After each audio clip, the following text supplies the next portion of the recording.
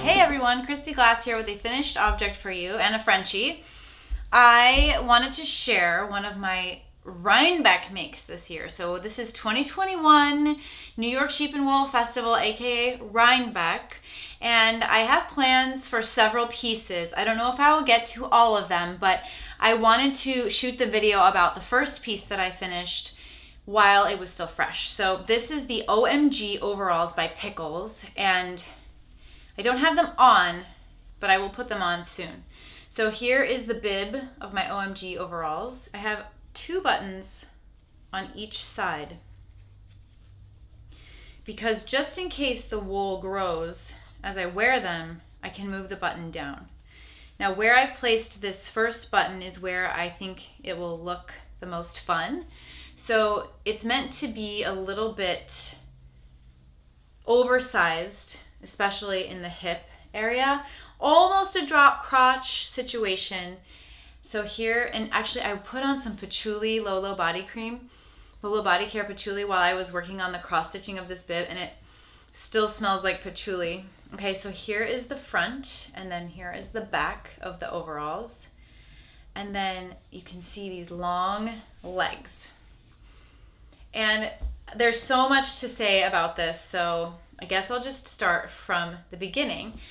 The wool that I use, where should I put it on so you can, I mean, if I wear it, can you see it? Maybe if I just sort of drape it here. I had this idea, just everything seemed to sort of come into my mind at once. I saw these overalls called OMG overalls, and I just thought, I want that. I want to knit my entire outfit for the New York Sheep and Wool Festival.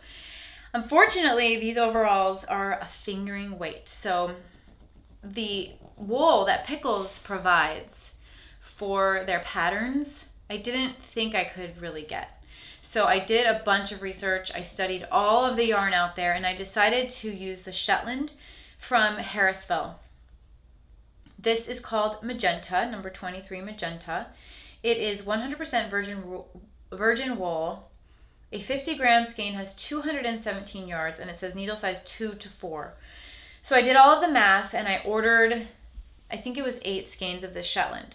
Now, as I was working on this piece, I started panicking that I was going to run out, and it turns out I needed 7 skeins and just a tiny bit extra, but I did panic purchase a 9th. So now I have basically 2 full skeins of this. After all, but so all the math was right, despite a few different things. So the pattern itself, I knew that I was going to be the extra small, and I knew this because laid flat, when doubled, was going to fit my hips with a little bit of positive ease. So that was really good news. But I would really recommend measuring as you go, just in case your gauge was slightly off. I did gauge for this. It's really important to gauge for something like overalls, especially if you've never knit for those parts of your body. I have knit for my top half so much that I know it really well. I can almost feel it while I'm knitting if it's off for some reason. But since I had never knit myself pants, I felt a little bit out of my element. Because I want to knit my entire wardrobe for New York Sheep and Wool Festival, I set some really specific goals for myself, and I decided that I was going to knit 25 grams a day, which meant that if I was going to do the full 8 skeins, it would be 16 days of knitting. Since I ended up only doing the 7 skeins, it was about 14 or 13 even days of knitting because I got ahead on a couple of days, so sometimes I did a little more than 25 grams. Now, when I do gauge swatches, I usually only measure the across stitches. So a gauge swatch in any pattern will say what the vertical gauge is and the across gauge. I never actually measure the vertical because when you knit something, you can adjust based on the inches they provide or trying it on, etc. However, that actually helped me. That was in my favor on this particular project, but I'm pointing it out to you in case you're too tall or too short. I was placing my increases according to what the pattern said. I think it was every, let's say, 6 rows They in the pattern, it references a measurement, but for me that translated to about 6 rows. So again, with your gauge swatch, it's fine because that measurement is provided. So maybe it's 4 rows for you, maybe it's 6 rows for me. So I put my increases every 6 rows, and by the time I got to what I had to have, it was longer than the schematic, which worked out well for me because I am tall. So I might have wanted to make that modification anyway, but it just worked out. But if you are someone who's shorter or you want them more cropped, then you would put your increases closer together. Another thing that's really helpful, in case you haven't heard this tip before, whenever you're knitting something like a sleeve or a leg, use stitch markers to mark where the increase is. This is helpful for a few reasons. One, you can count very easily what number increase am I on. Instead of going, oh my gosh, where am I in this pattern? You can go, oh, 2, 4, 6, 8, 10. I'm on my 10th increase, 10 more to go, or whatever. And the other thing that's nice is you can have matching legs or matching sleeves, depending on what you're knitting. As you knit the second one, you can just transfer the increase marker here over to this one. So especially if you have modified the pattern by decreasing increases or increasing the number of increases, then you know you keep it nice and even by sharing those markers from one leg to the next. So that's a really good tip. The confusing part for me was the joining of the legs, and it turned out to be so simple. You're knitting every single stitch of these legs, but you switch from knitting them in the round individually to knitting them in the round collectively. So keep that in mind when you're joining everything together.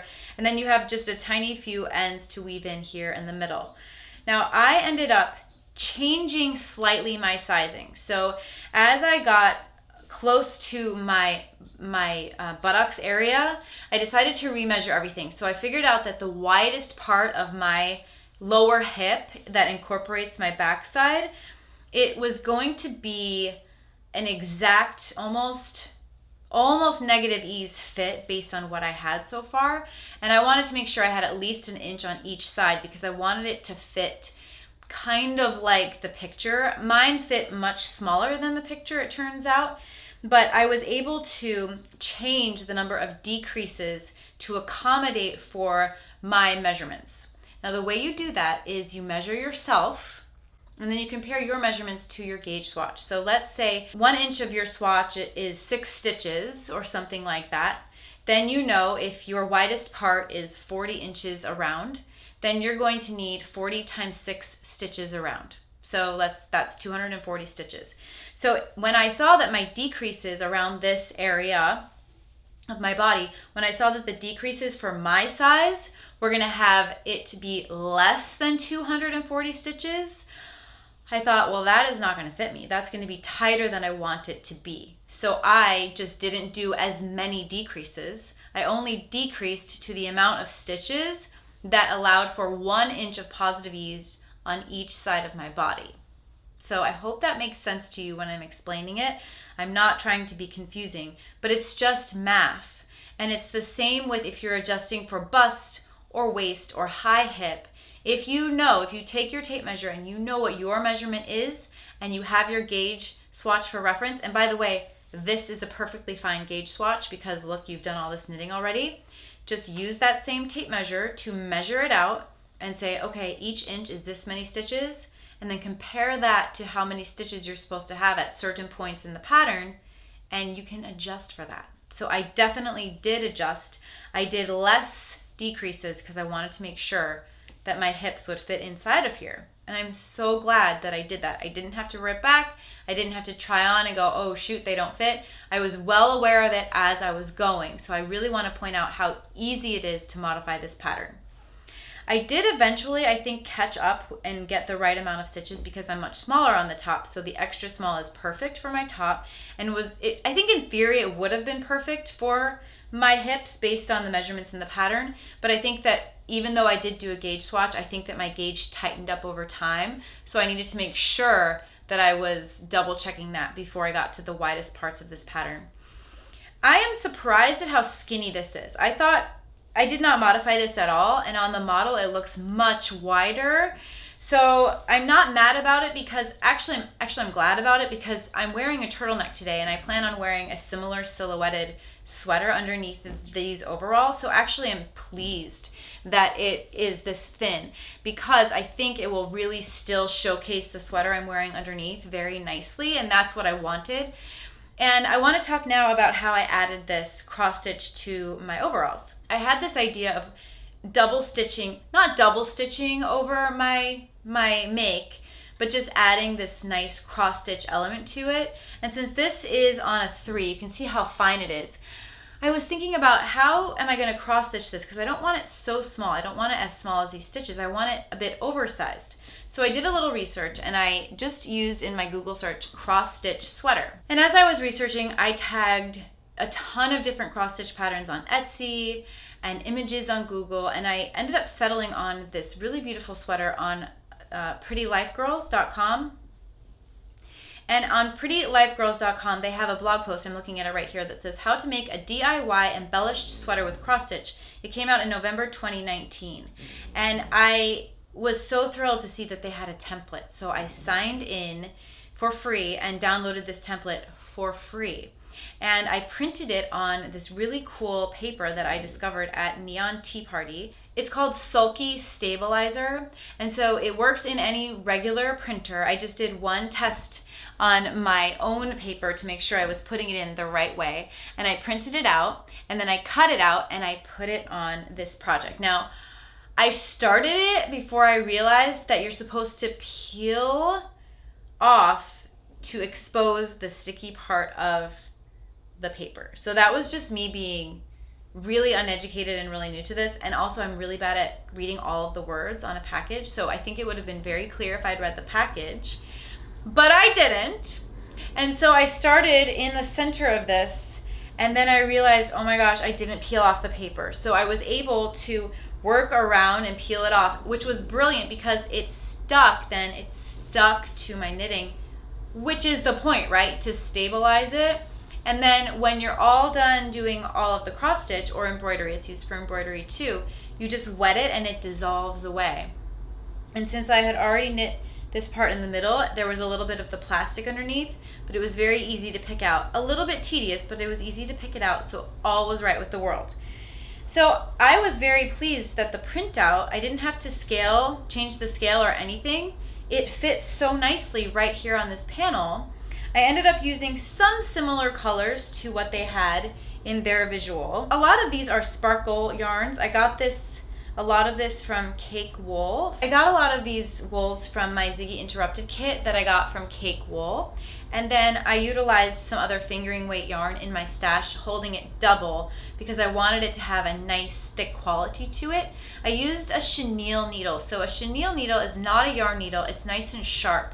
And I think whenever you're doing embroidery on wool, woolly tattoos, anything like that, it's really good to have a sharp needle so that you don't accidentally fall in between stitches you don't want to fall between. And the stabilizer just fixed any issue I've ever had with embroidering or cross stitching on wool. In fact, I did an embroidery on wool project recently, and I really wish now that I could go back and use the stabilizer because it's sticky and it sticks on your knitting. It's just so cool. Now this embroidery, it took me a while. It took me a couple of nights sitting there and stitching it. So I really think it's fun, an added element to my OMG overalls. I think it makes it really, really personal. And I'm so looking forward to showing you this entire look with my me-made Rhinebeck sweater underneath. Maybe I'll have time to make some socks and a hat. You never know. Thank you so much, as always, for joining me here on Kristyglass Knits. I will link to the yarn and the cross-stitch pattern and the OMG overalls pattern all underneath this video. And I am so looking forward to Tell Me About Your Rhinebeck Sweater 2021. I'll see you next time here on Kristyglass Knits. Bye! I almost forgot to tell you about the buttons. They're apple wood. That's all I know.